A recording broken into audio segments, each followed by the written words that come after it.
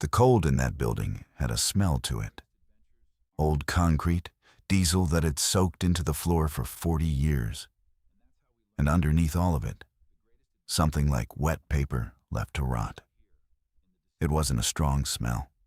It was the kind you notice with the back of your throat before you notice it with your nose. The kind that tells you a place has been sealed up too long and something inside it has been quietly changing while nobody watched. I noticed the smell before I noticed the sound. And the sound was what made me stop with one boot still on the apparatus bay floor and the other on the raised lip of the doorway. My weight caught between two rooms, my flashlight beam pooling on concrete that hadn't been walked on in a long time. The dispatch speaker was on. That shouldn't have been possible. I stood there and let that thought settle. Because in my line of work, you learn not to trust the first impossible thing you hear. Grids fail in stages. Speakers pick up stray current. There are a dozen boring explanations for a noise in a dead building. And I'd chased down most of them over the years. But the grid had been down across most of Vilas County for 11 days. I'd driven up County K with my headlights, cutting him through fog so thick it looked solid. The kind of northern Wisconsin fog that comes off the lakes in October and sits in the low ground like something poured. And I hadn't passed a single lit window the whole way. Not a porch light. Not the blue flicker of a television behind a curtain. Not the red eye of a smoke detector through a dark pane. 40 miles of black houses and black barns and black gas stations with their canopies sagging. And me the only moving light in all of it. The fire station at Sable Creek was supposed to be a dead building too. My job was to confirm it was empty, log the fuel in the tanks, and mark whether the pumps still turned. That was all. I was a facilities man for the county, not a first responder, not a soldier, not anyone who was supposed to be 40 miles past the last checkpoint with a shotgun. I barely knew how to load riding muzzle down into the passenger footwell. And the dispatch speaker was on. A soft hiss of open carrier. The particular texture of a live channel with nothing on it. A sound I'd know in my sleep because I'd spent 19 years around radios that were supposed to stay quiet. A channel that was live. Then a woman's voice, flat and even, reading a string of numbers. Not a name, not a call sign. Just numbers. Slow, patient. Like she had all the time in the world and nowhere she'd rather be than at that microphone. And when she finished the string, she paused. And she read it again, exactly the same weight on the same digits, the same little downturn at the end, like the closing of a book. I stood there in the dark with my flashlight down at my hip, and I felt the hair on my arms lift under my jacket. And I felt the cold get 1 degree colder, because I knew that dispatch board.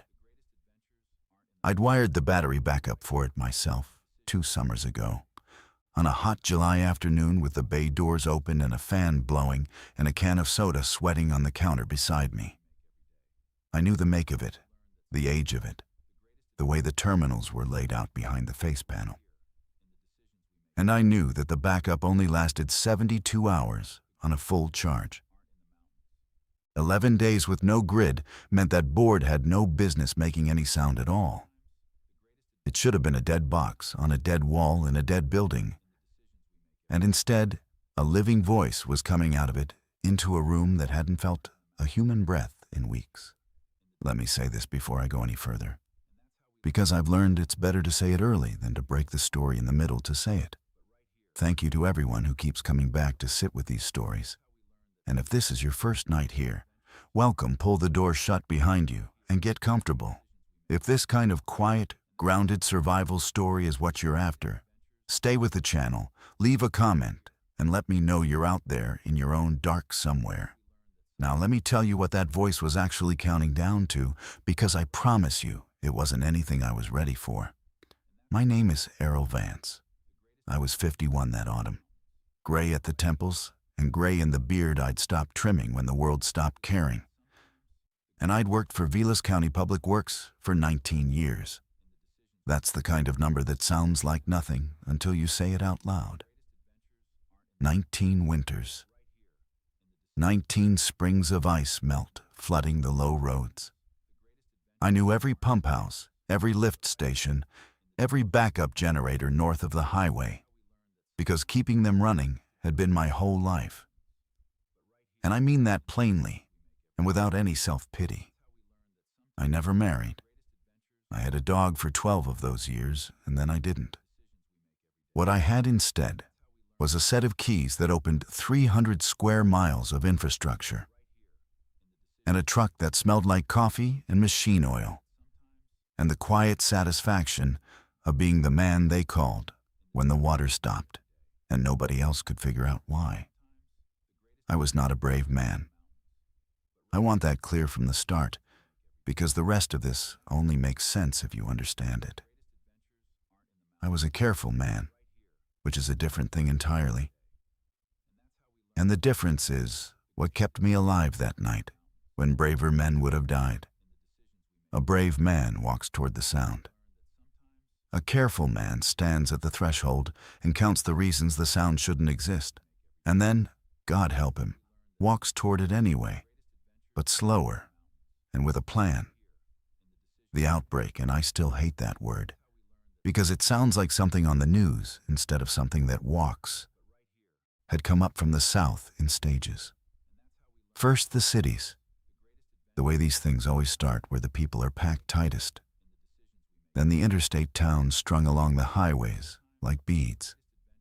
Then the lake resorts, as people fled the cities and brought it with them, packed it into their SUVs alongside the kayaks and the coolers, and drove it right up into the North Woods, where they thought they'd be safe. By the time it reached us up here, it had thinned out. The infected in the deep north weren't a crowd. They weren't the churning mass you saw in the early footage before the footage stopped. They were scattered, slow in the cold, and mostly clustered around the places people had died, in numbers the resort towns, the boat landings, the one hospital in Eagle River. That was the theory anyway. That was what the man at the checkpoint told me when he waved me through with a hand that shook a little and told me not to be out after dark. Said it twice. Said it like a man who'd learned the hard way. The county had shrunk down to one functioning outpost, a road maintenance depot outside Eagle River, where maybe 60 of us were riding out the collapse. It wasn't a fortress.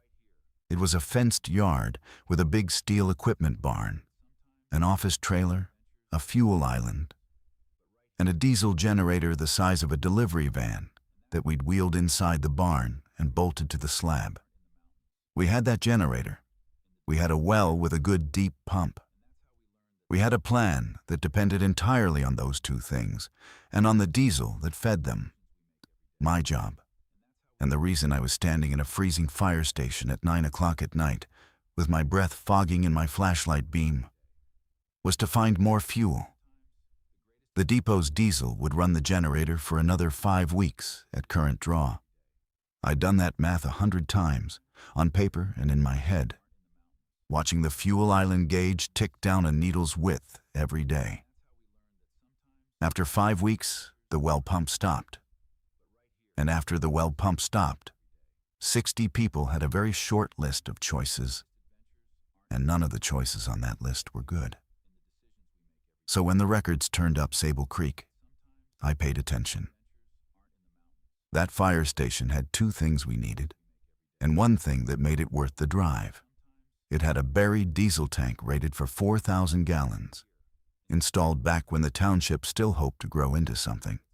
And it had, according to the old county records I dug out of a filing cabinet by lantern light, a fuel transfer pump that ran off its own dedicated propane unit. That last detail was the whole reason for the trip. A transfer pump that didn't need the grid. Most of the buried tanks in the county were as good as sealed vaults, now thousands of gallons of diesel sitting in the ground, with no way to lift it without power we didn't have. But a propane-driven pump could draw that tank dry with the whole world dark around it. If the Sable Creek tank was even half full, it bought the depot 2 more months. 2 more months was the difference between waiting out a collapse and walking out into the snow to die. I'd volunteered, not out of courage, out of arithmetic, which is the only currency I ever really trusted. I was the only one at the depot who understood the fuel systems well enough to know whether that transfer pump could be salvaged, Woldery, or whether it was a rusted lump not worth the diesel to drive out and see. And I was old enough and alone enough that if the trip went wrong, I was the more acceptable loss. Nobody said that last part out loud. Nobody had to. I'd been the one doing that particular math for other people's lives for 19 years, weighing a man's worth against a repair schedule. And I recognized it now that it had turned around to point at me. I'd have made the same call. That's the thing I keep coming back to. I'd have made the same call. I hadn't come alone. That was the one condition our foreman had put on the trip. And she wasn't a woman you argued with. Her name was Delphine Estaro. And she ran the depot with the patience of a schoolteacher and the nerve of a bomb tech. She was maybe 60, small, with reading glasses she kept on a chain and a way of going very quiet before she made a decision that meant you'd already lost the argument. 2 people, 1 truck, back before dawn, those were her rules. And she'd laid them out with her glasses off and her eyes on mine, so I'd know she meant them. Nobody drove past the checkpoint alone. Not anymore. Not after the first few who'd tried it, and hadn't come back and hadn't even had the decency to leave a body somebody could bury. My partner was a man I'd known for 3 weeks and trusted about as far as I could throw the fuel truck loaded. His name was Curtis Halloran. 40 years old, maybe a little younger, wiry in the way of men who'd worked outdoors their whole lives and never quite eaten enough to fill out the frame God gave them. He had a face that was easy to like, quick to smile, quick to squint against the cold. A face that made you feel like you were already halfway through a joke together. He'd shown up at the depot 8 days into the collapse with a story about walking out of Rhinelander with nothing but a backpack and a bad knee. And he'd made himself useful fast, which is the surest way to earn a spot in a place running on scarcity. He could hotwire anything with a battery in it. He could pick a lock faster than I could find my keys. And he had a talent I found genuinely uncanny for finding food in buildings the rest of us had already stripped and written off as a case of soup under a false shelf, a chest freezer in a garage nobody had thought to check, a locked pantry he'd have open in under a minute, with a smile like he'd done you a personal favor. People liked him. I did too at first. He had that easy way about him, always with a joke ready to take the edge off a bad day, always the first to raise his hand for the ugly jobs nobody else wanted. Delphine had paired us up because he could get us into the fire station and I could get us the fuel. And on paper, it was a good match. That's the phrase I keep using, isn't it? On paper. A lot of things look right on paper. Paper doesn't sweat, and paper doesn't get scared, and paper never once has to choose between its own life and yours in a cold, dark room 40 miles from anyone who'd remember its name. He was outside now while I went in. That had been my idea. I'd wanted eyes on the truck and eyes on the road. And I'd wanted, if I'm honest, a minute alone to look the building over the way I like to, without a man talking in my ear. He was backing the fuel truck up to the bay doors, easing it in reverse with the gearbox whining, the reverse lights throwing red across the far wall of the apparatus bay and lighting up the empty hooks where turnout gear used to hang. That was the plan. I'd go in, find the pump, confirm the diesel was really down there and really liftable, and wave him in with the fill hose. Except now there was a woman's voice reading numbers off a dispatch board that should have been dead for 8 days. And every careful instinct I'd built over 19 years was standing up in the back of my skull and telling me, quietly and clearly, to turn around and get back in the truck. I keyed my handset. "Curtis, you copy?" Nothing. Just the soft hiss of my own radio, the sound of a channel with a live carrier and no answer on it, which is a lonely sound in an empty building. I tried again, quieter this time, without meaning to drop my voice. The way you do in a church or a hospital or a room where something feels like it's listening. "Curtis, come back." The dispatch speaker across the room finished its string of numbers, paused, and started over. Same numbers, same flat voice. And it struck me then.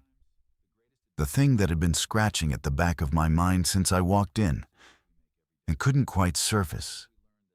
The voice wasn't a recording. Recordings don't breathe. Between the fourth and fifth number, every single time, there was the smallest catch of breath. An intake so slight, you'd only hear it in a room this dead with your whole body straining to listen. Somewhere, someone was actually speaking. Somewhere, right now, in real time, a living woman was sitting at a microphone reading numbers into the dark. And this fire station's dispatch board, dead, stripped, past its battery, was somehow tuned to receive her. I made myself move. Standing still was its own kind of decision, and I didn't like the look of it. I stepped down off the threshold into the watch office, and my boot found grit on the laminate floor. And the flashlight beam swung across the little room and started telling me things. It was the old watch office, a cramped space off the apparatus bay with a laminate counter gone yellow at the edges. A wall of cubby holes for gear that had long since been stripped down to bare plywood, and the dispatch console bolted into the corner where it had always been. Dust lay on every flat surface, undisturbed, a soft gray felt that told me nobody had been in this room recently, nobody standing anyway. A dead spider hung in a corner of the window. A coffee mug sat on the counter with a ring of something dried black in the bottom of it. Ordinary things. The leftovers of ordinary shifts by ordinary men who'd gone home one day and never come back to work. And a single green LED glowed on the console face. I leaned in. It wasn't the board's own power light. That indicator was dark, dead, the plastic lens over it dull. This was the receive light on a handheld base unit somebody had wired into the console. A squat black radio with a stubby whip antenna and a battery pack duct taped to its side.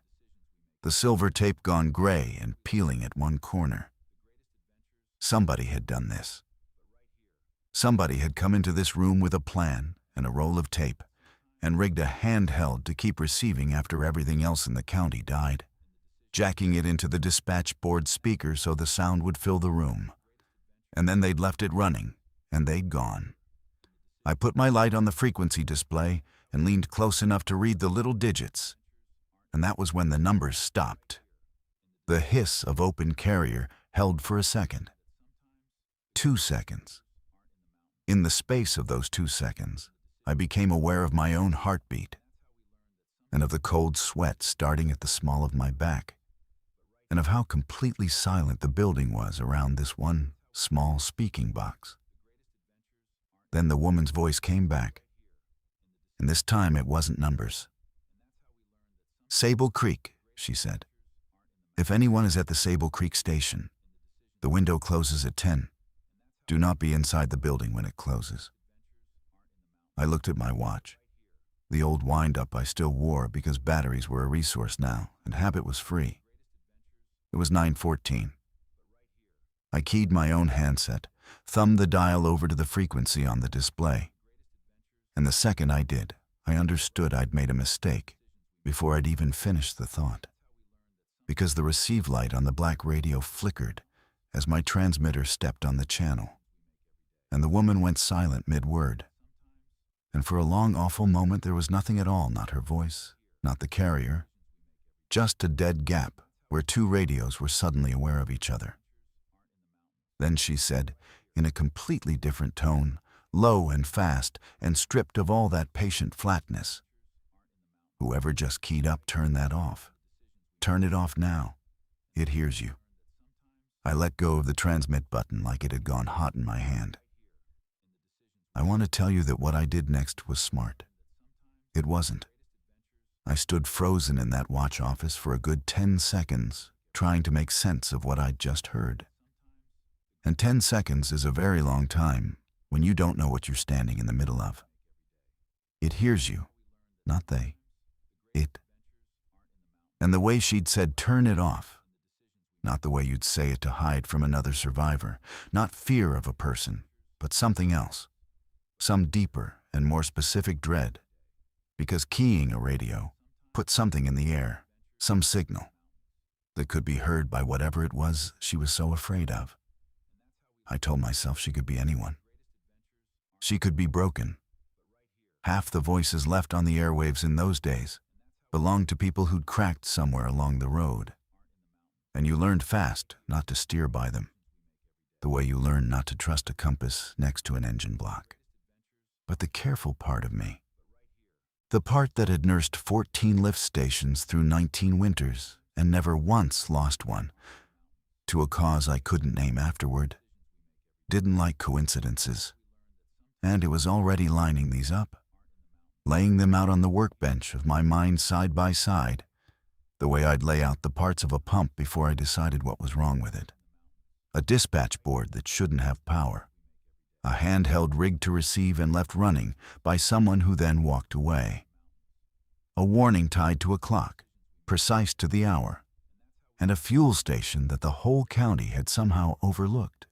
4,000 gallons of good diesel sitting untouched in the ground when every other tank north of the highway had been sucked dry within a week.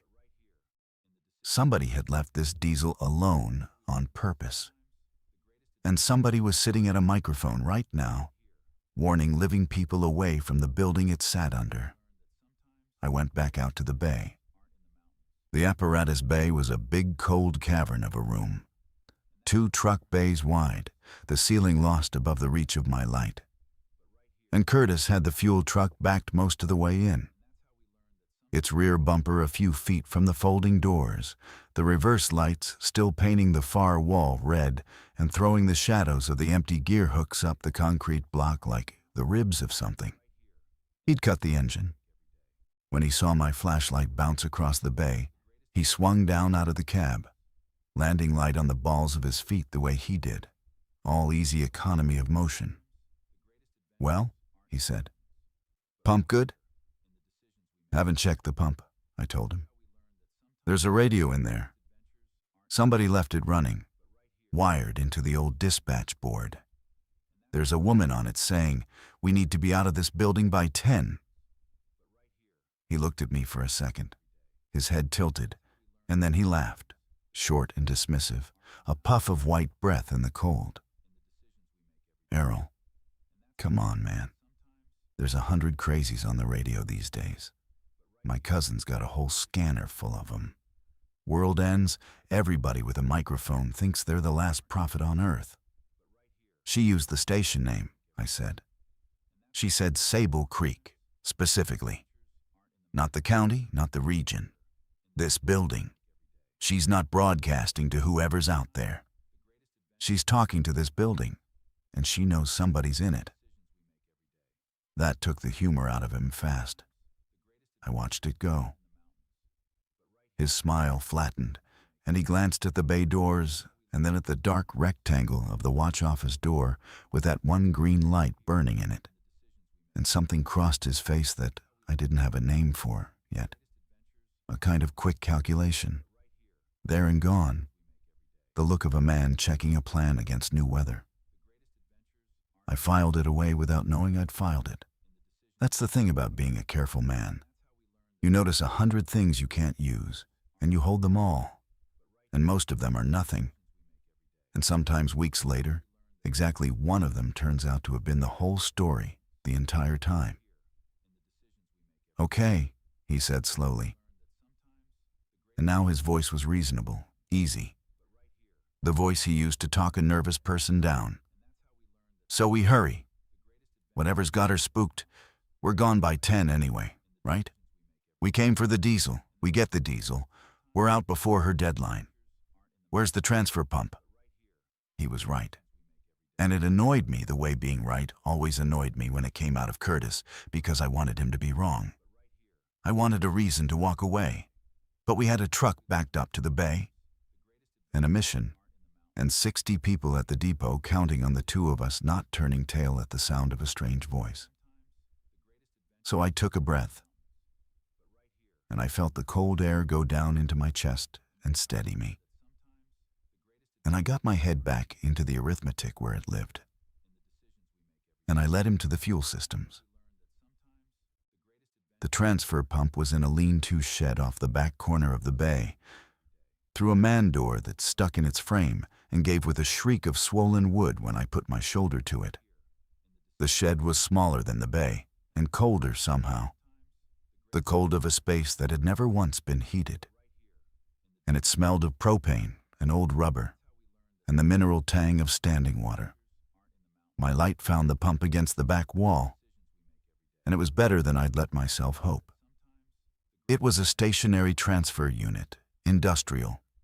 The diesel side plumbed down into the buried tank, and the drive side coupled to a single-cylinder engine that fed off a propane bottle strapped to a rack beside it. The kind of setup a small township buys once and forgets about for 30 years. Rust on the housing, but not through it. The fittings intact. I crouched down and put my hands on it, working through the sequence the way I'd have done for any cold start on old equipment. Propane valve, closed. I opened it a quarter turn and listened for the hiss and smelled for a leak and got neither, which meant the tank still held pressure and the lines still held it in. Primer bulb on the fuel side, soft and perished with age. I worked it slow so it wouldn't split, felt it stiffen as it drew. Choke. Then I set my hand on the pull start, braced my knee against the frame, and hauled. The little engine coughed, spat, and died. I set the choke back a notch and hauled again, and this time it caught and stumbled, and I fed it a whisper of throttle, and it settled into a rough, uneven idle, blatting away in the cold shed, the loudest thing for 40 miles. Blue smoke curled up into my flashlight beam.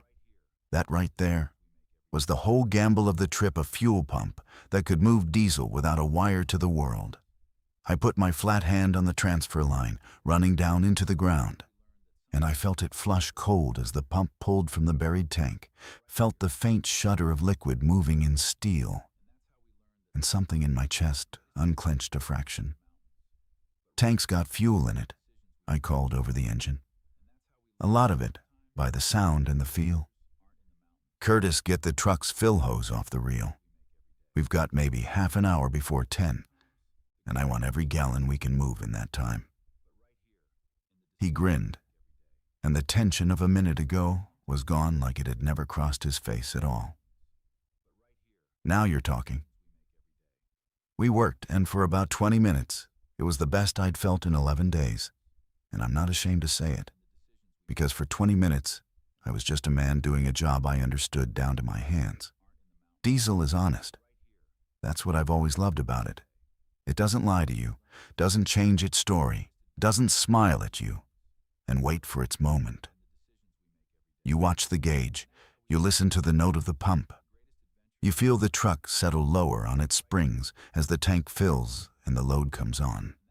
Curtis ran the fill nozzle, and I stayed on the pump, one hand near the throttle, one eye on the transfer line, my ears tuned to that rough little engine the way a father listens to a baby in the next room. The pump chugged. The hose stiffened and jumped and then ran smooth and heavy.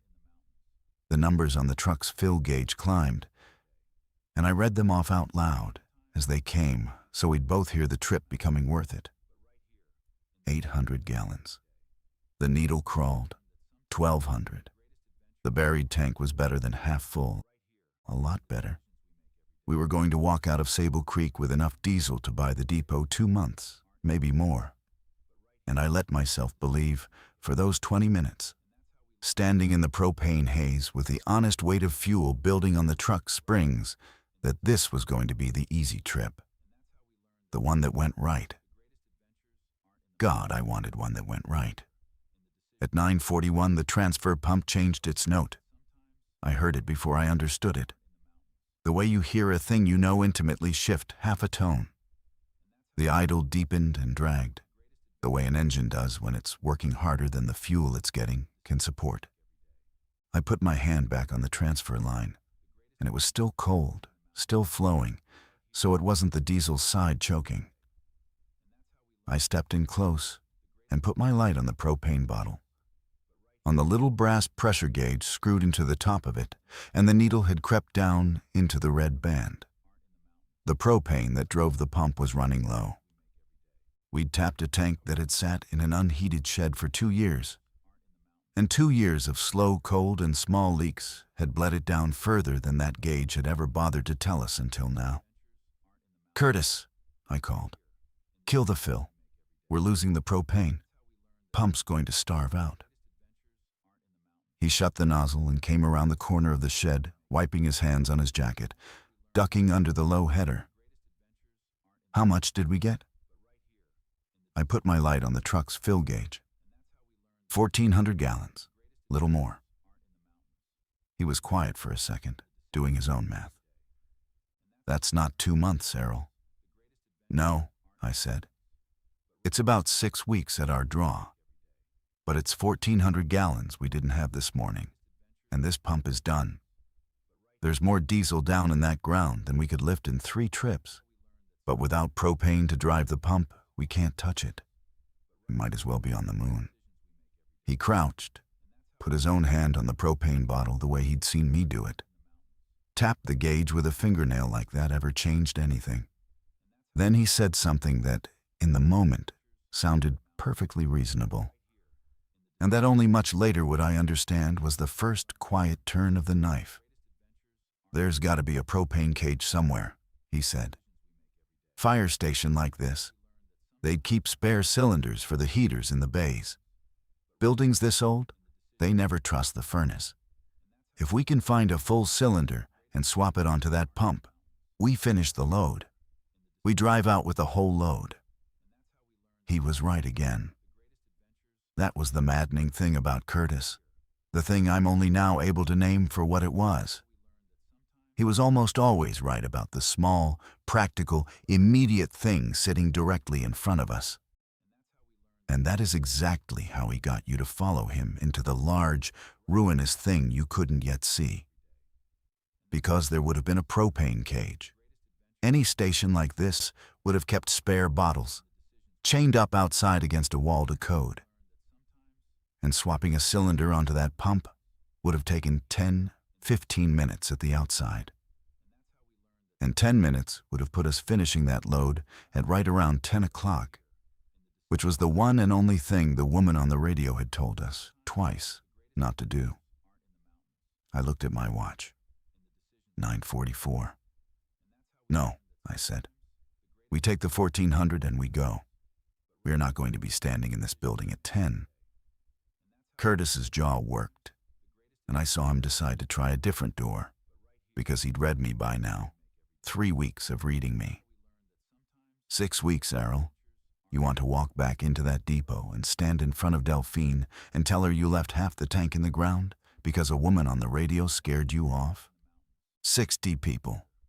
You do the numbers on everything, so do this one. You want to look at all 60 of them in 5 weeks.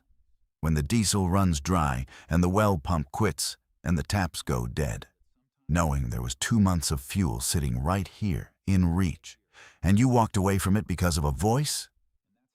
And that was the arithmetic turned around and pointed straight back at me.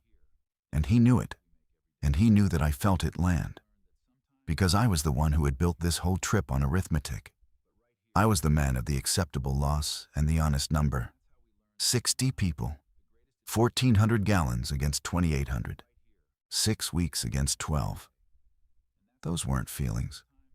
Those were real figures, and real figures had gotten 60 people this far, when a lot of people running on feelings had not gotten anywhere at all.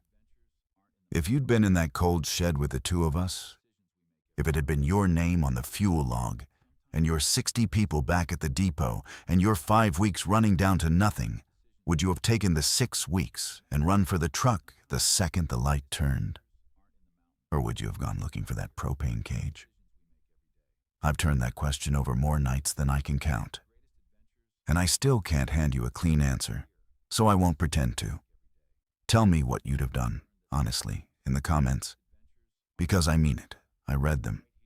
And I'm still not sure I know the right answer, even now. All this time later. 10 minutes, Curtis said, softer now, gentling his voice because he'd felt me waver. And he was good. He was so good at feeling that. We find the cage. We swap the bottle. We top off the truck. We're rolling out those doors by 10:05. Whatever that woman's scared of, Errol, 5 minutes past a made-up deadline is not the end of the world. I should have said no. I want that on the record, plainly, no hedging. The careful man in me said no, and he said it loud, from somewhere down low and old and certain. But the careful man had spent 19 years being politely overruled by the arithmetic, being told that the responsible number was the number that served the most people. And the arithmetic was telling me right now, in Curtis's reasonable voice and in my own, that 1,400 gallons was going to leave people cold in 5 weeks when it didn't have to. 10 minutes, I said. Not 11. We do not find a full cylinder in 10 minutes. We roll with what we've got, no argument, and you don't say another word about it the whole way home.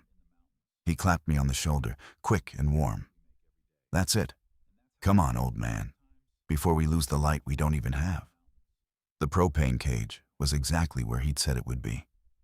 Chained to the outside wall on the north side of the building under a rusted steel roof. And it held 4 cylinders standing upright in their slots. And when I got my light and my hand on the top valves, 2 of them read full. 2 full bottles of propane, right where a person would need them.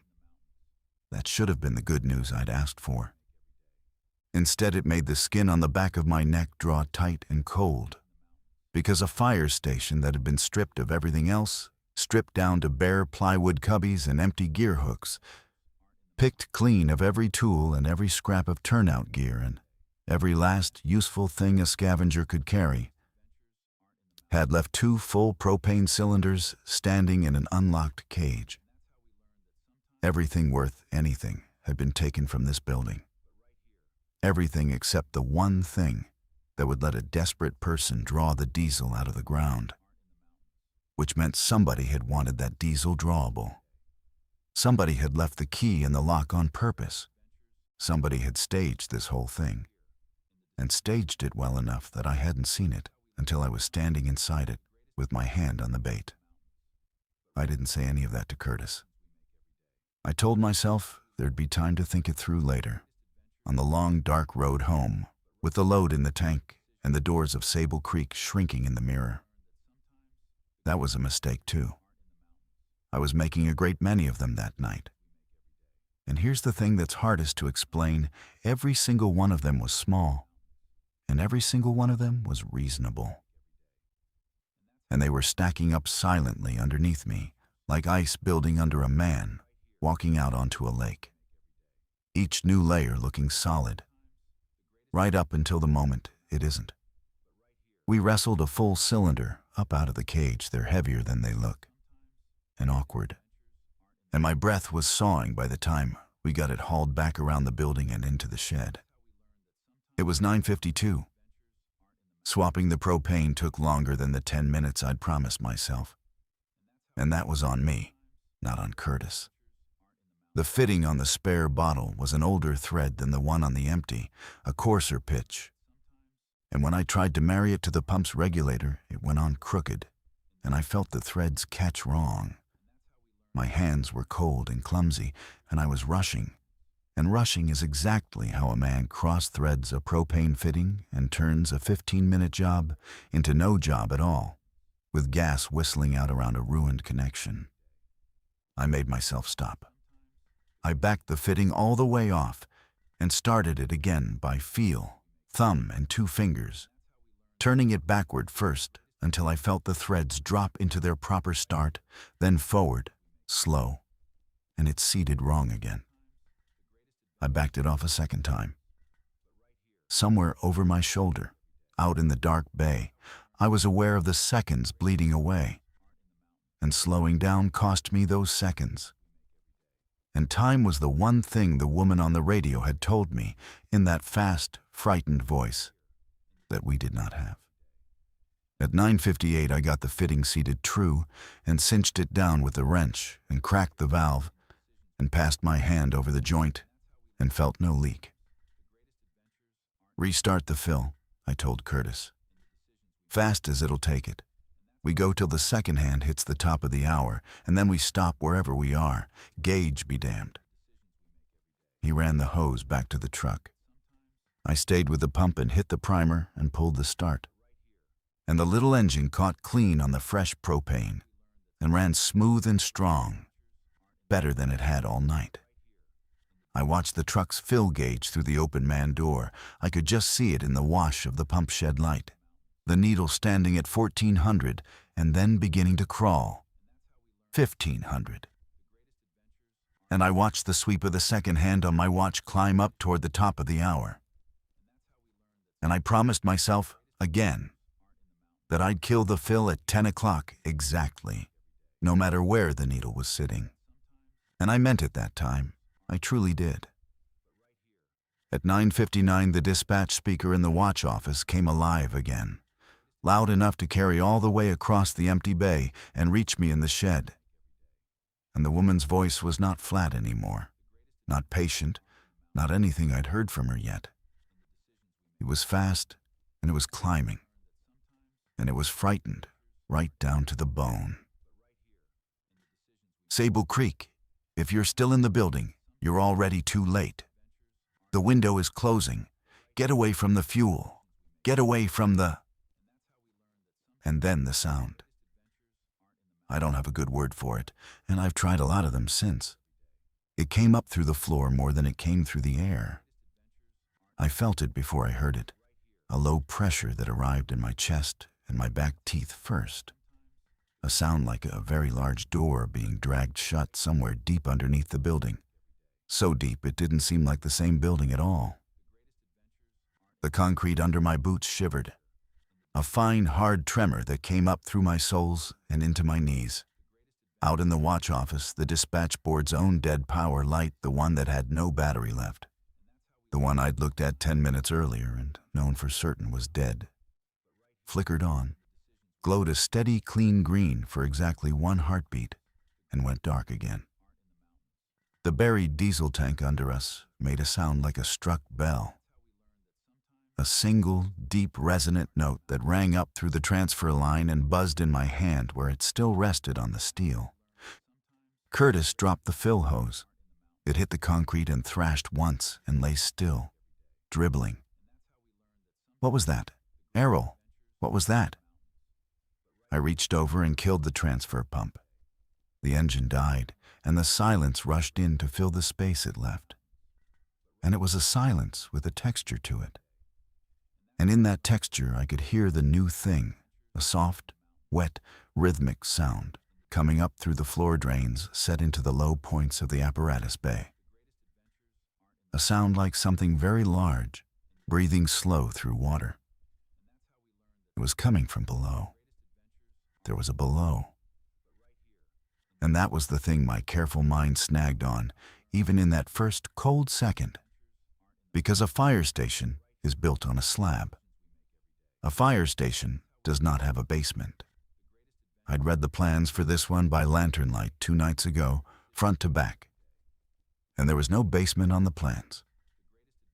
Nothing under the slab but earth and the buried tank. But there was a wet, breathing sound coming up through the floor of the bay. and the dead dispatch board had lit itself for one heartbeat off power that came from nowhere. And a woman 40 miles away was screaming into a microphone for us to get away from the fuel. "We're leaving," I said, and my voice came out level, which surprised me even as it happened. "Right now. Leave the hose, leave everything, we go." For once, Curtis didn't argue with me. We both broke for the truck cab, boots slapping the concrete, our lights swinging wild across the walls. I reached the driver's door first and hauled it open. And that's when I saw it. And the sight of it stopped me cold with one boot on the running board. The fuel truck's ignition key was gone. I always leave the key in the ignition on a job like this. Always. It's a rule I hold to the way I hold to any safety rule. Because on a two-man fuel run, you want whoever reaches the cab first to be able to move the vehicle without hunting for a key in a dead man's pocket. It had been in the ignition when we backed the truck into the bay. I'd seen it swinging on its worn rubber fob. It was gone now. The ignition was an empty slot. "Curtis." My voice was still level, and staying level was costing me more with each word. "Where's the key?" He was already up in the passenger seat, and he didn't look at me. Kept his face turned toward the windshield in the dark. "Errol, we don't have time for this. Just hotwire it. You've watched me do it a dozen times. You can strip the column and—" "You took the key." The breathing under the floor was louder now, quicker, several rhythms overlapping and sliding out of time with each other. And the floor drains, I understood it all at once. The way the last piece of a thing you've been staring at drops into place. The floor drains weren't drains at all. They were vents. I'd looked directly at them for 20 minutes while we filled the truck. And I'd read them as drains. Because drains are what you expect to see set into the floor of an apparatus bay.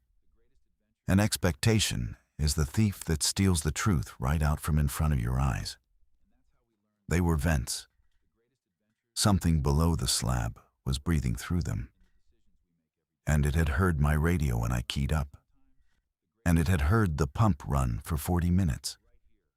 And now it had heard the two of us break and run across the concrete. And whatever it was awake. Curtis finally turned and looked at me. And in the red glow bleeding back from the dash lights, he had the face of a man doing arithmetic of his own. Fast and cornered. And here's the thing I've never been able to get past. The thing that sits in me still. His face wasn't cruel. I keep waiting, in the retelling, for it to have been cruel. Because that would be so much easier to hold. It wasn't. It was scared, and it was sorry. And underneath the scared and the sorry, it was working a problem, running a number. The same as mine had been running numbers all night long in that shed. "There's a shelter," he said. And the words came out of him in a rush, like he'd been holding them behind his teeth the whole drive up. "Under the building, a fallout shelter. The county put it in back in the 60s, Cold War, the whole civil defense thing. And it's not on the public plans, because half those old shelters never were. I found it. Sealed door in the back of the bay, behind the gear wall. And it's stocked.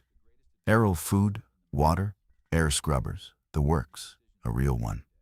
Built to keep people alive. And it seals from the inside. It can keep a person alive down there for a year, maybe more. And I am not going to burn through that with 60 people who'll strip it bare in a month, and then we're all dead anyway." I stared at him across the cab. The breathing came up through the vents in the floor. "You took the key," I said slowly. And I heard my own voice doing the thing it always did. Working the problem out loud, even now, even here, because that's who I am. And I couldn't have stopped it if I'd tried. "You took it so I couldn't leave with the truck. You needed me to get that pump running so you'd have real fuel to show Delphine. so the trip would read as a success. So nobody would ask questions when you volunteered to come back out here and finish the job alone. And the woman on the radio, she was never warning us about the infected out in the woods. She was warning us about what's sealed in that shelter. It's not empty down there, is it? Something's down there. And you knew. And you brought me anyway. I didn't know what was down there, he said. And his hands were shaking now, both of them. And I believed that part. I still do. I swear to God, Errol, I did not know. When I scouted it last week, the door was cracked open, just a crack. And it was black inside, and it smelled bad. And I didn't go in. I'm not stupid. I just saw the shelving and the county tags, and I thought stores. A stocked shelter. I figured there'd be room for one man to sit out the winter. And the key's in there. I put it just inside the door so you couldn't strand me out here and drive off. That was before that sound, before whatever that was woke up. Errol, I swear on my life, I didn't know it would wake up. The truck was dead without the key. The shelter that had the key was breathing up it through the vents. And it was 2 minutes to 10. Here is the part I need you to sit with for a moment, because I've never fully made peace with how calm I got. I wasn't calm because I was brave. Understand that. I was calm because the arithmetic had finally, for the first time in my life, run all the way out of numbers. And when the arithmetic stops, a certain kind of man just goes very, very quiet inside and stops feeling and starts doing the only thing left to him, which is looking for the one door that isn't locked. If you've ever been in a place where every choice was already gone before you got there, where the branches all ran out behind you, and there's nothing ahead but the single narrow thing you have to do, then you know the feeling. And I'd honestly like to know where you were when you felt it. Tell me in the comments. Some of us carry those particular nights a very long way down the road. The gear wall, I said. Show me the door, now. Errol, it's down there. Whatever it is, it's down. The truck will not move without that key. The key is on the other side of that door. Walking out of here on foot is 40 miles through dark, infected country, and neither one of us makes 10 of it. So the only choices we have left are die out here in this bay, or open that door and get my key back. And I intend to get my key. Show me the door. He led me across the bay to the gear wall, a bank of tall steel lockers running the whole back length of the apparatus room. The kind you'd hang turnout gear and air packs in, all of them empty now. He got his fingers into the end locker and hauled, and it swung. The whole locker swung, on a hidden pivot, not bolted to the wall the way it looked. A piece of disguise somebody had built with real care a long time ago. And behind it was a steel door set into what should have been solid slab. Not on any plan I'd read. A blast door, round-cornered, deep-set in a frame, with a wheel handle at its center and a thick rubber gasket around its edge, the kind of door they built into things in the early 60s. When the country lay awake at night, certain the world was going to end in a completely different way than this. And it was open. Just a crack. Just wide enough that the breathing came through it clean and clear now. No floor between me and it. And with the breathing came the smell rolling out at me, the wet paper smell I'd caught in the doorway an hour ago. Much stronger here. And under it, something coppery and warm and organic that turned my stomach over slow. Curtis's key was lying on the floor just inside the door. I put my light down into the crack, and there it was. My truck key. The little rubber fob, worn smooth and pale, lying on the concrete threshold maybe 4 feet in from the door, right at the edge where my beam gave out into black. He'd tossed it further than he'd meant to when that first sound came up through the floor and scared the sense out of him. And he'd been too afraid to go back in after it. "It's right there," he whispered, and his whisper was shaking. "I can see it. But I can't, Errol. I can't make myself go in there. I've tried. I stood here for—" "The window closes at 10. Do not be inside the building when it closes. Not the shelter." She hadn't said the shelter.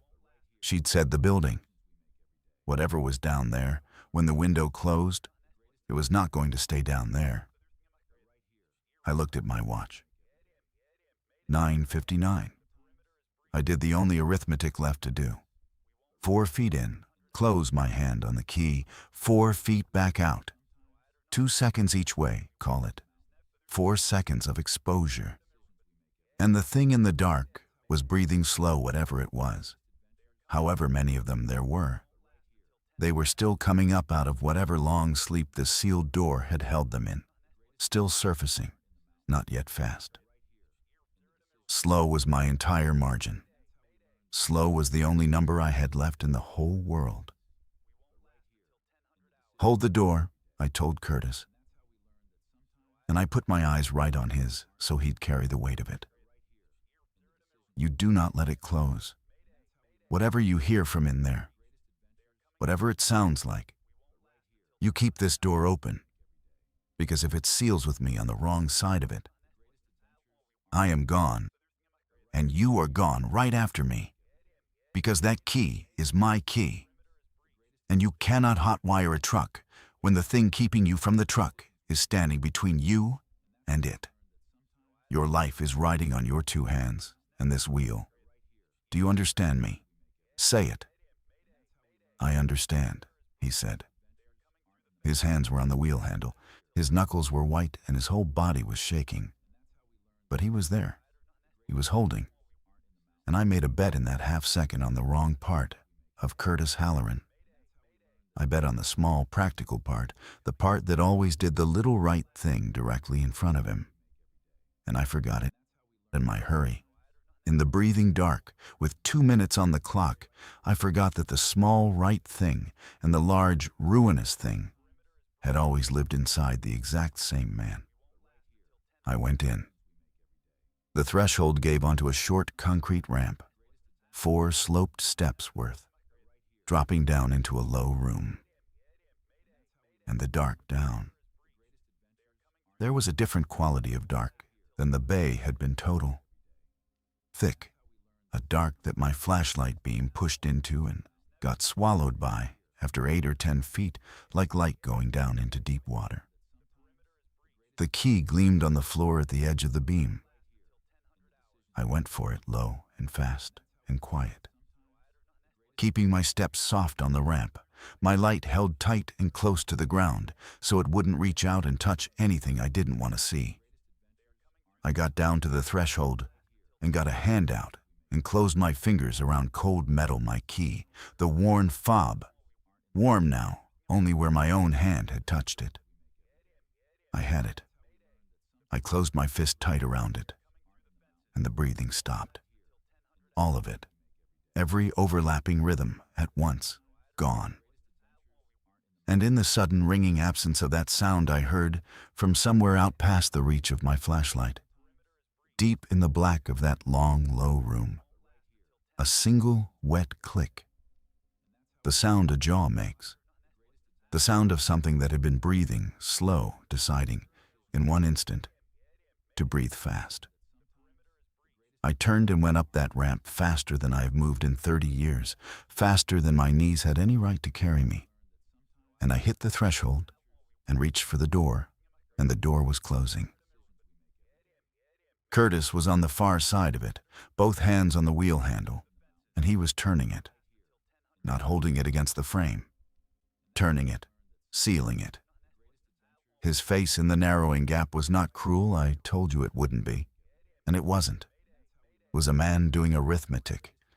It was the face of someone who had understood, in the last 10 seconds, while I was down on that ramp, that whatever was in the shelter still sealed from the inside, and that one person could live in a sealed room for a year while a slow thing scratched at a door.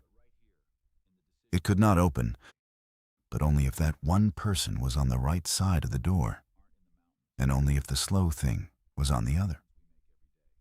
"I'm sorry," he said through the shrinking gap, and I believe he was.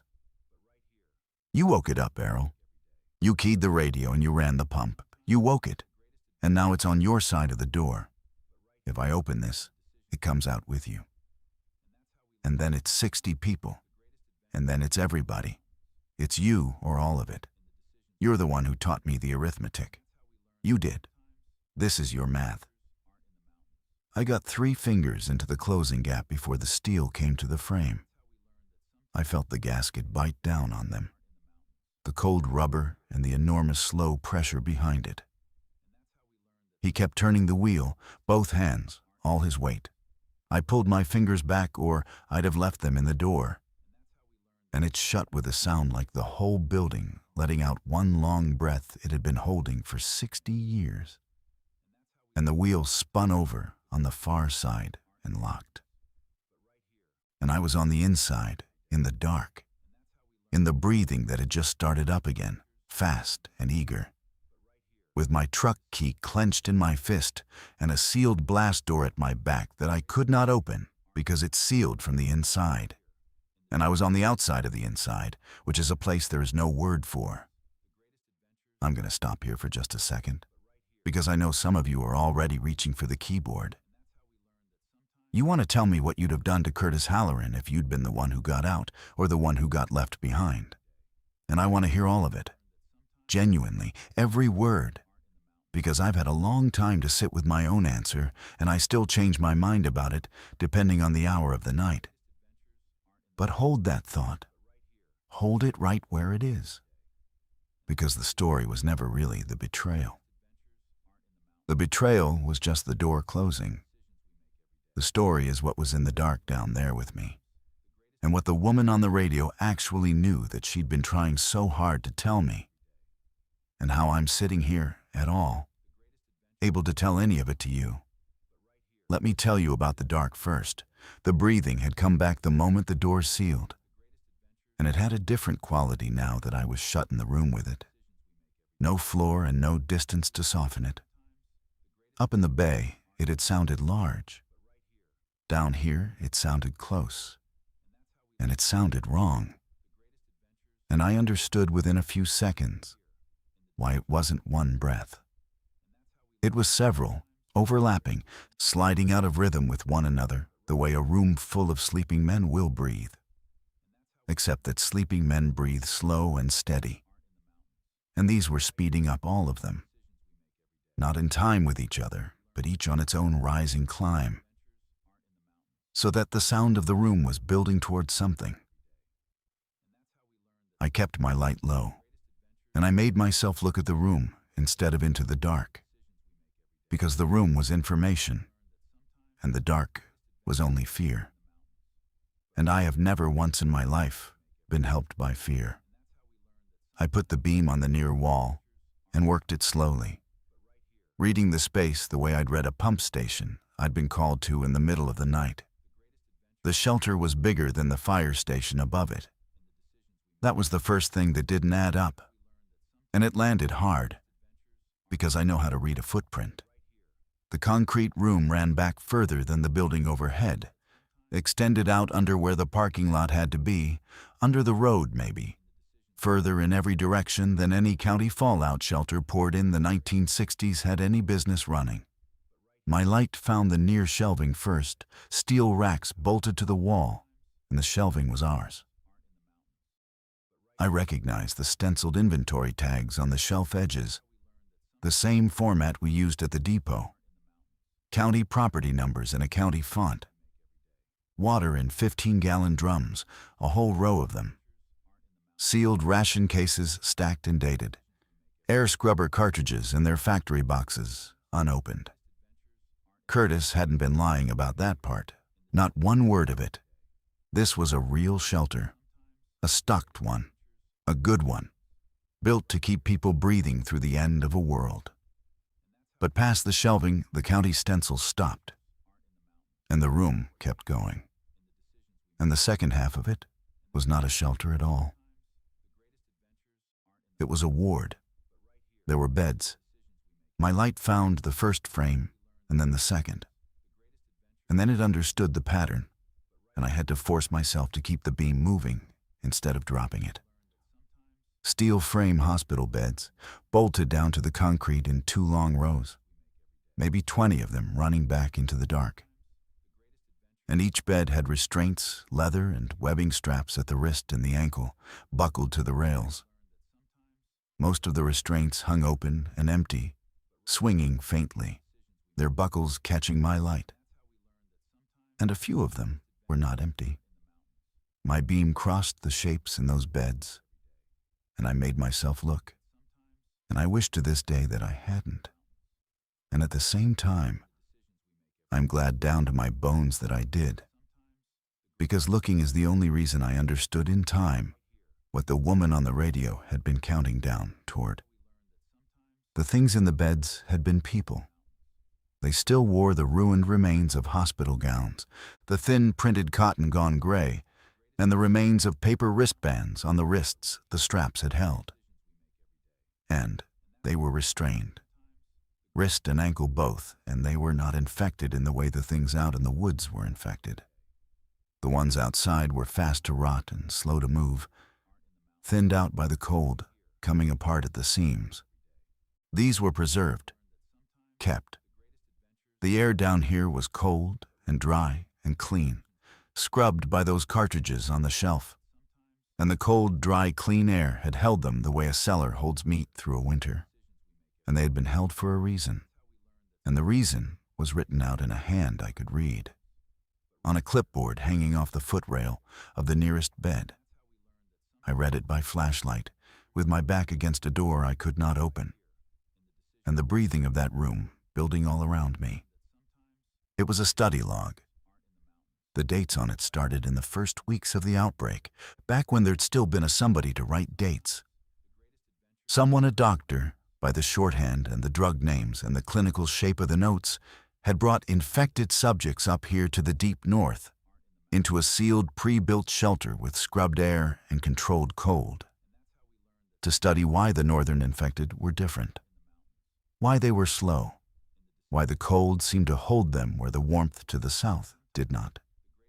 And the log answered its own question, page by page, in handwriting that got smaller and shakier and more crowded as the dates ran on, the way a man's writing does when the walls are closing in on him.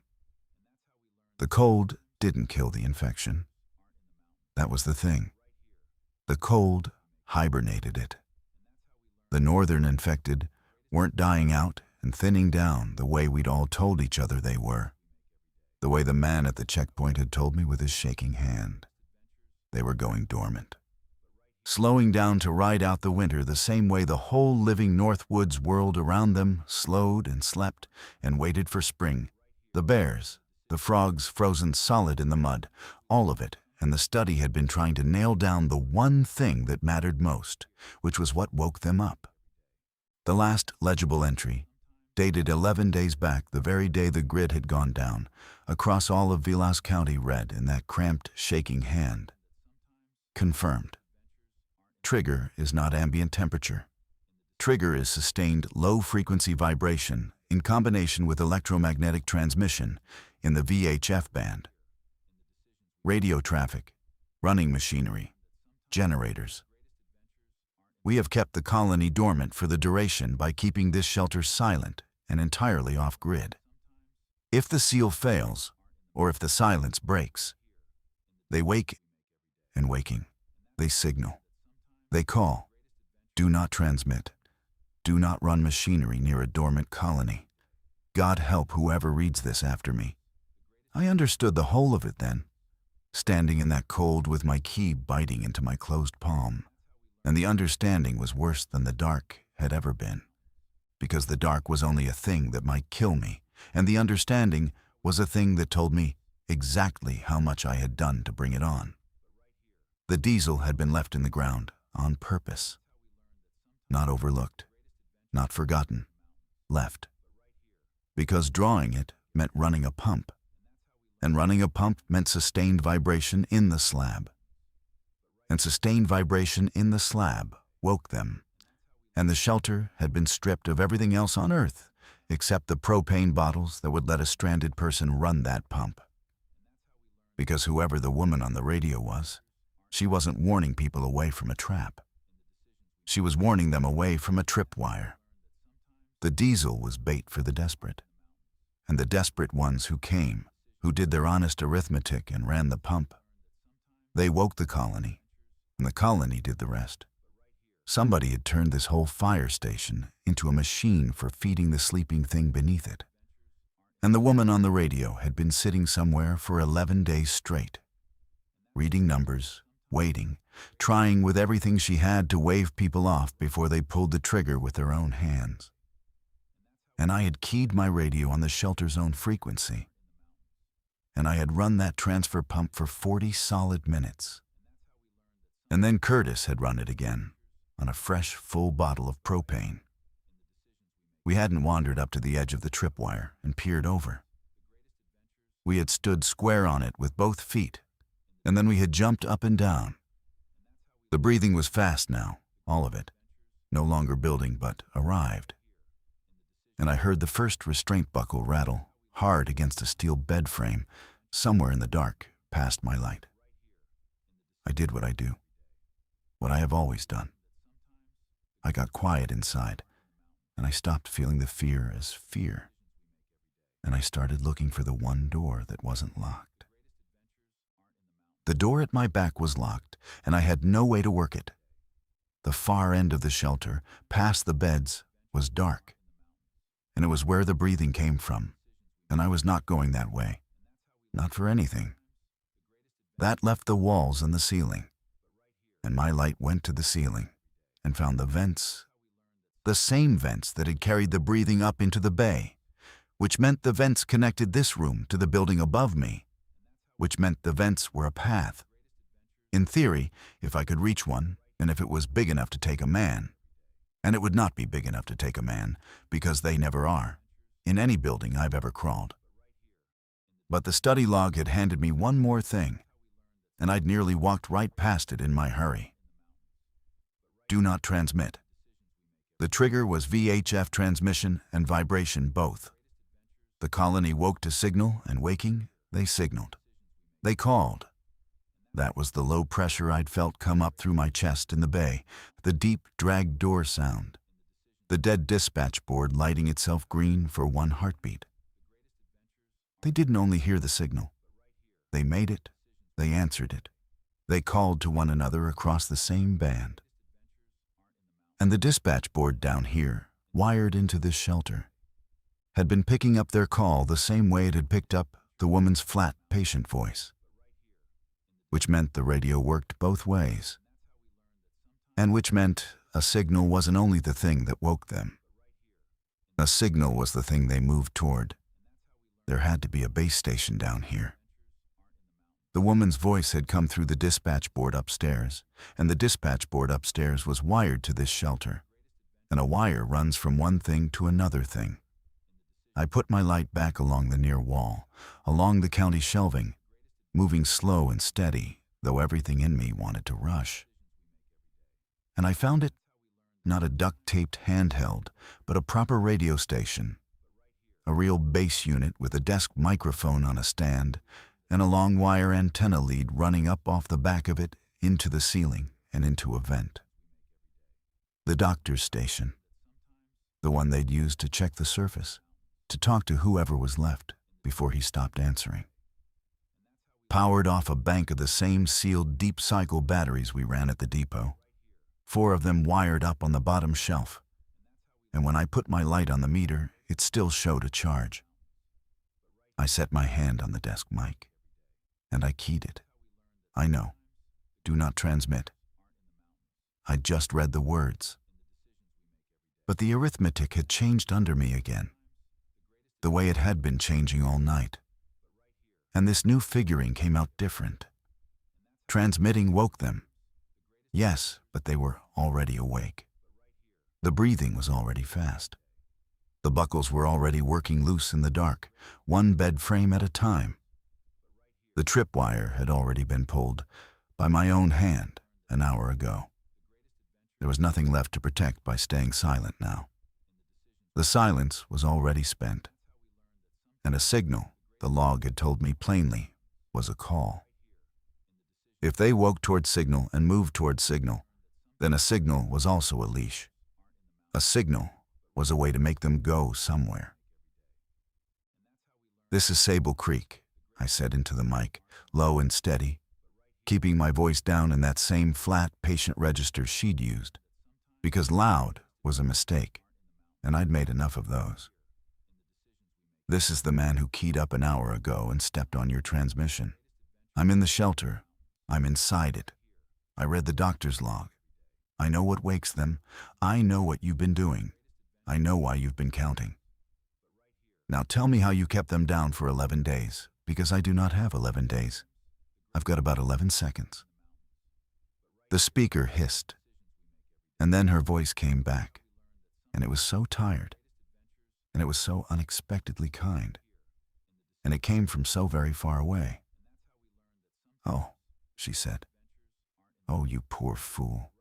You're inside it. Nobody's ever called me from inside it. Nobody's ever gotten in and lived long enough to key a mic." A breath. "What's your name?" "Errol Vance." "I'm Ines Rowan. Errol, listen to me and don't waste your breath arguing. How do I keep them down? You don't. There's no putting it back once they're up. I kept them dormant by keeping the whole world around them silent for 11 days. You broke the silence. That's done.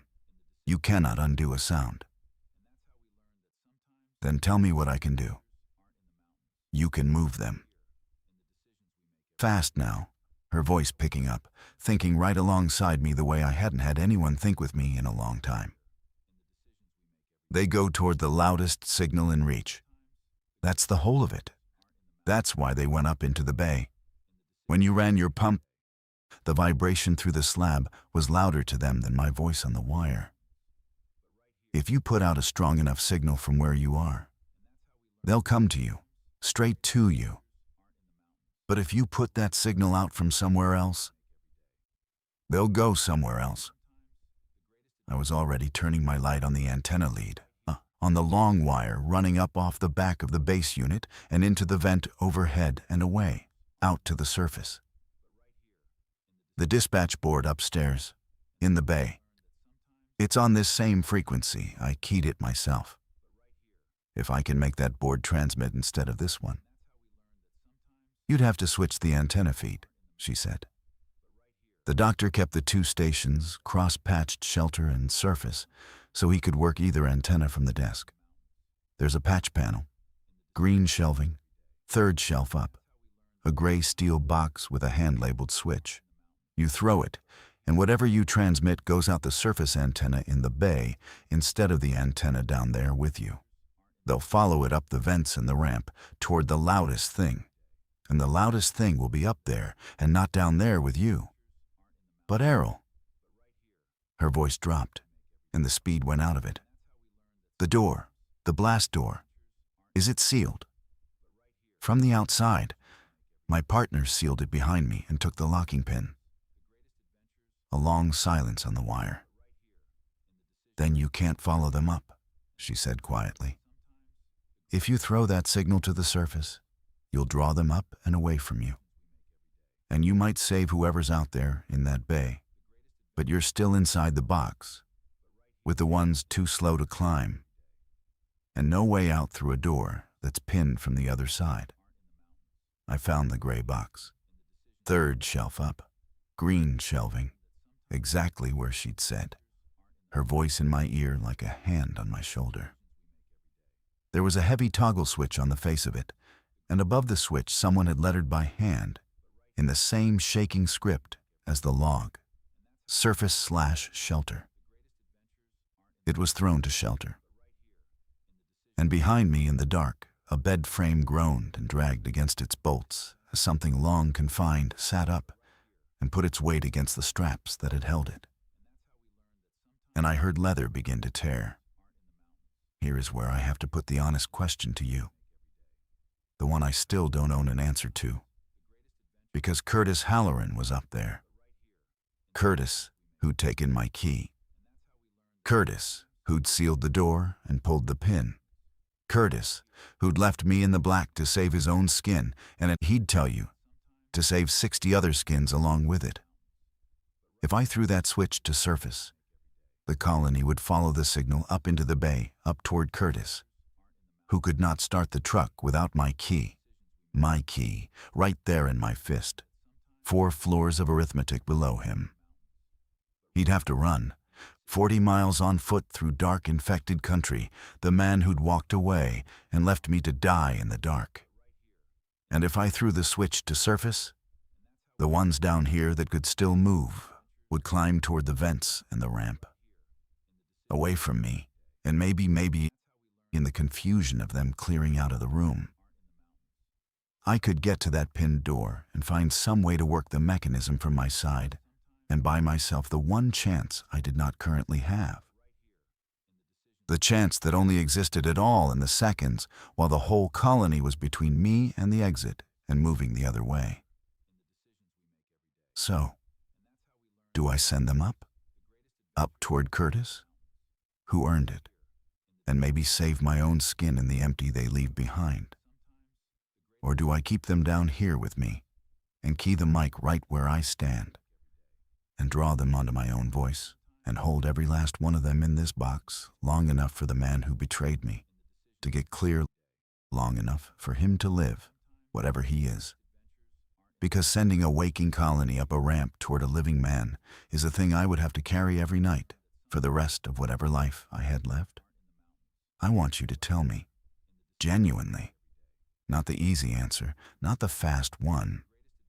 If it were your own hand on that switch in that cold, the man who sealed you into the dark standing on one side of it, and your own slim last chance standing on the other, which way do you throw it?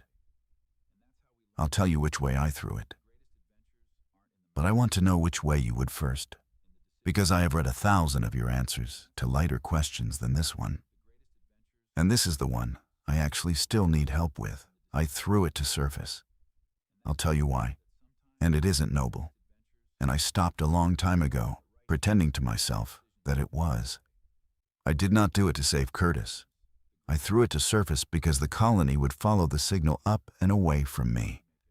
And away from me was the only version of the next 5 minutes in which I did not die. And after 19 years of quietly doing the acceptable loss math on everyone else's life, weighing a man against a repair schedule, weighing 60 people against 6 weeks, I found out, in that room, that when it was finally my own name sitting in the equation, I chose me. That's the truth of it, whole and ugly. Curtis and I turned out to be exactly the same kind of man. And that is the part that keeps me up at night. More than the beds, more than the sounds. Not that he was a monster and I wasn't. That we were the same. And the only difference between us was which side of the door we happened to be standing on when the math came due. I threw the switch to surface. And then I keyed the desk mic. And I fed the upstairs board the loudest, ugliest signal a man can make.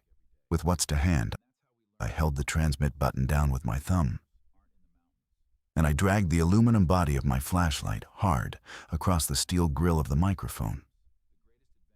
And it made a screech of open carrier and grinding metal and howling static. And I sent it up the long wire and out the surface antenna into the bay overhead. And I turned in the dark and put my light out across the room and watched. They moved. I won't give you the detail of it. You don't need it, and I don't want to hand it to you. And there are some things a man ought to keep even from people he trusts. What I'll tell you is that the shapes that could still move came up off those beds slow and terrible, unfolding wrong, and that not one of them turned toward me. Every one that could rise turned instead toward the vents, toward the ramp, toward the sealed door, and the sound screaming out of the surface antenna somewhere above it. And they went that way, dragging, climbing, drawn up the throat of the building toward the loudest thing in their world. Some of them couldn't. Some had been restrained too long and wasted too far, and they thrashed against their frames and could not stand. And those I could hear working at their straps, but could not see. Because I kept my light turned off them on purpose, and I have kept it off them ever since. I held the transmit button down the whole time, feeding the signal up and up, until the room around me had gone still except for the few that couldn't rise. And then, over the desk speaker, cross-patched down from the surface board, I heard the sound from above. The blast door, straining. The wheel handle up top turning not from the inside this time, not a hand on it, but from the pressure of things coming up the ramp and pushing against a door sealed from the outside with a pin. The colony had followed the signal up and reached the sealed door from below and pressed against it, all their weight. And on the far side of that door was the bay, and in the bay was Curtis. And then I heard Curtis. The cross-patched speaker carried it to me thin and far. From the handheld he must have still had clipped to his jacket, keyed open by accident or by the clench of a panicked hand. I heard him breathing, fast and ragged. I heard him say, "No, no, it's coming from below. Why is it coming from below? I sealed it. I sealed the door. Why is it?" And then I heard the exact sound of a man understanding, all at once and far too late, that the thing he had locked away from himself was now between him and the only way out of the building. Because the vents that carried their breathing up were the same vents that carried them up. And a sealed blast door means nothing at all to a thing that comes through the ceiling. I could have keyed my mic and said something to him. I need you to know that I thought about it, standing there in the dark with my thumb on the button. I thought about telling him the truck was useless, that the key was in my fist and always had been, that his only chance was the tree line and to run for it and not look back. I thought about telling him I understood the arithmetic, that in his place I might have done the same, that I forgave him, which I didn't, and don't, but which might at least have given a terrified man one clean second of something before the end. I didn't key the mic. I'd made a promise to myself upstairs, holding that door open with 3 fingers in the gap, that I would get my key. And I had it, closed tight in my hand.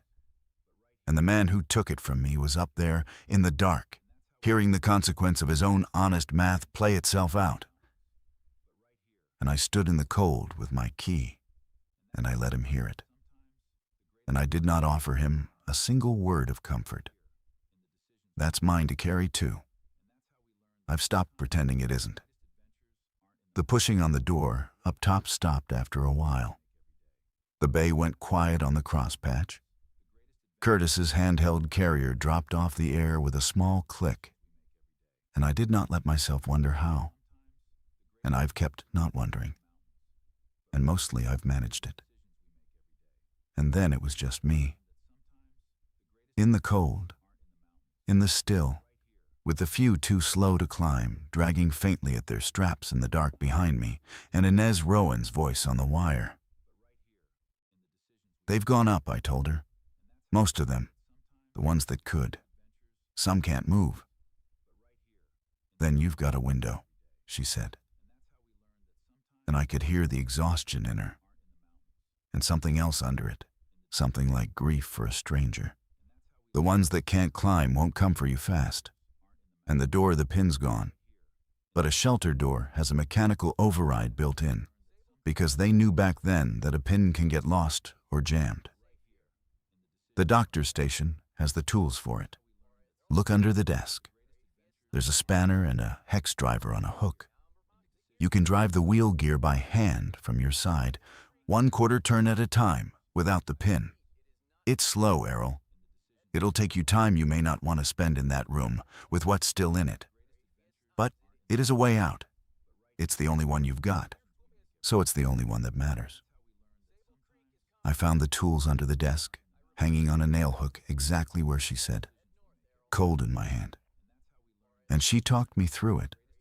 This woman I had never met and would never meet. 40 miles away at the far end of a wire strung through a dead county. While I knelt at that door and drove the wheel gear one grinding quarter turn at a time with a hex driver, my breath fogging, my hands cramping in the cold. And behind me, the ones that couldn't rise dragged themselves across the concrete toward the small, hard sound of my working, slow, so slow, an inch and then an inch. And I did the last arithmetic of that long night gear turns against the distance a dragging thing can cover on a smooth floor. And I won it by a margin I will not put a number on out loud, because the number is smaller than any I care to say.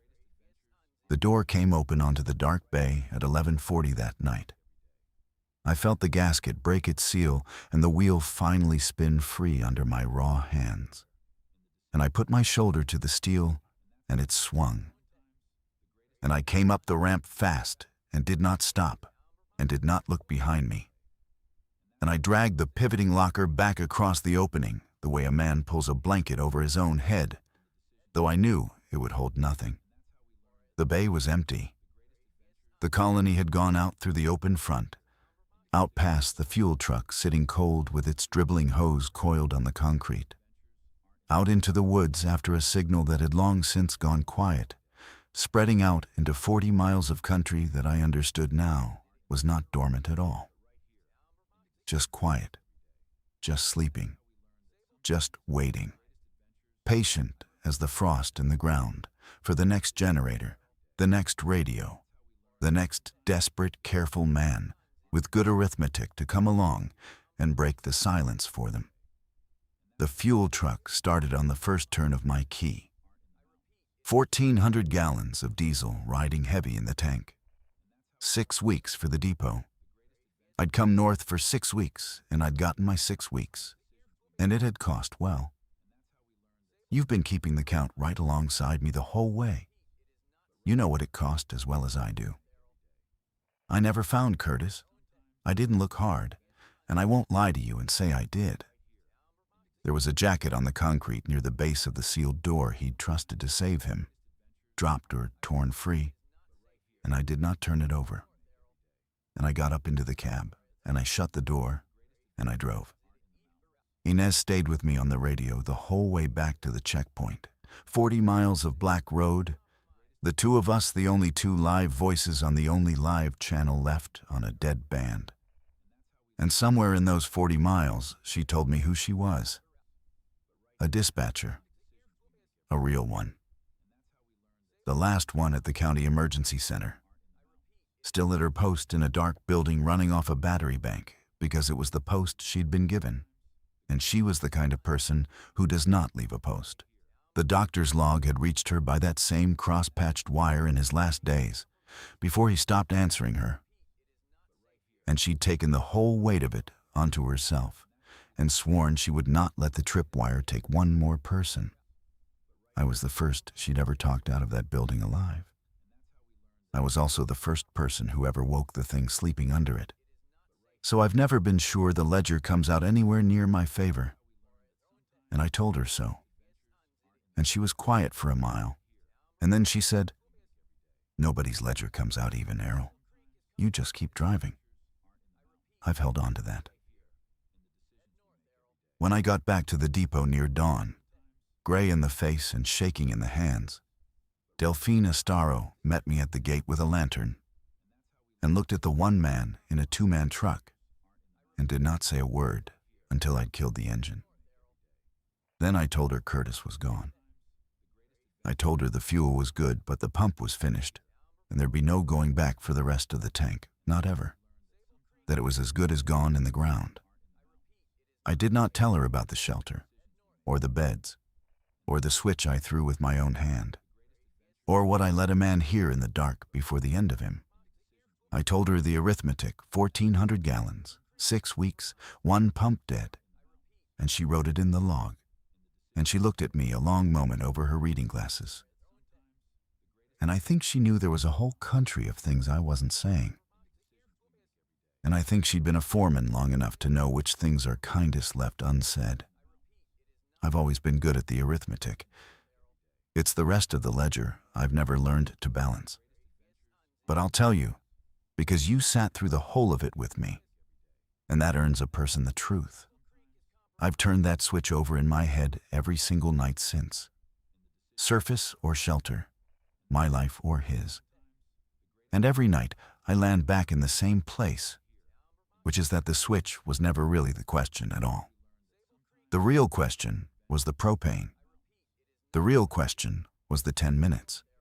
The real question was a careful man who knew, standing in a cold shed at 9:44 with a live voice already warning him off, that the right answer was to take the 1,400 gallons and get out, and who let the arithmetic talk him clean out of the thing he already knew in his gut.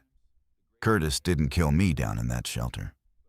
Curtis just did out in the open, with his hands on a wheel, what I had been doing quietly for 19 years, trading acceptable losses against numbers that were always good enough to say out loud. The only difference between the two of us, in the end, is that his math left him at the bottom of a ramp in the dark, and mine let me drive home in the gray light with the heater running. So that's my question for you. And I mean it. And I'll read every answer you leave. It isn't what you'd have done to Curtis. I already know what you'd have done to Curtis. You'd have done what I did, which was nothing, and let the dark do it for you. And told yourself afterward that it was justice, and slept a little easier for the word. My question is the harder one, the one I can't get out from under. When the arithmetic tells you to do the thing you already know is wrong, when it hands you a real number, 60 people, 6 weeks. A reason so good and so solid that you can say it right out loud to a foreman and have her write it in the log. How do you know when to stop listening to it? Because I had 19 years of practice at that arithmetic, 19 winters of it. And I still didn't stop. Not until a man turned a wheel on the far side of a door I couldn't open and showed me my own face doing it. If this is the kind of story you want, more of the quiet kind, the kind where the thing under the floor is bad, but the math a good man does in a cold shed is worse, then stay with the channel. And tell me down in the comments where you were sitting when you listened to this one, because I like to picture you out there, each of you in your own dark somewhere, keeping your own kind of silence. Ines and I still talk, some nights, on the shelter frequency. She keeps the warning running. She reads her numbers into the dark for whoever's out there. And every so often, she keys over to me instead, and we just sit a while on the open channel. 2 people not saying much, which turns out to be worth more than I'd have guessed. I keep the depot's generator wrapped in every sound-deadening blanket and packing quilt we own. And I keep our radio traffic down to 30 seconds a day. One short window at dusk. Because I know now, the way you know a thing in your body and not just your head. What's sleeping out there in the cold, 40 miles deep, all around us. Patient as winter, and just as sure to end it eventually. And every single time I key that mic, even for those 30 short seconds, I feel it in my chest first. Before I ever hear it in my ears, the memory of a very large door being dragged shut. Somewhere deep, under everything, I always let go of the button fast,